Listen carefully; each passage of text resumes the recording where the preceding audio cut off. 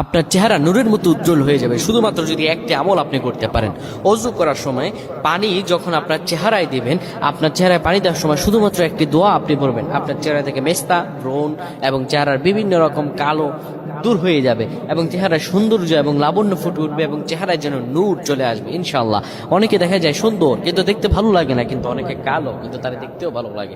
এটি হচ্ছে আল্লাহ তাআলার পক্ষ থেকে একটি রহম। চেহারা সৌন্দর্য বৃদ্ধি পাওয়া আল্লাহ তাআলা দোয়া কবুল করার মাধ্যম, চেহারা সৌন্দর্য বৃদ্ধি পাওয়া গুনাহ মাফ হয়েছে এটার মাধ্যম। প্রিয় ভাইরা আমার, এটা অত্যন্ত গুরুত্বপূর্ণ আমল, সকলেই করবেন। যখন আপনি অজু করবেন, অজু করার সময় পানিটা যখন চেহারায় দিবেন, ওই পানির মধ্যে 3 বার পরে ফু দিবেন। আল্লাহু নূরুস সামাওয়াতি ওয়াল আরদ আল্লাহুম্মা ইগফিরলি, আল্লাহু নূরুস সামাওয়াতি ওয়াল আরদ আল্লাহুম্মা ইগফিরলি।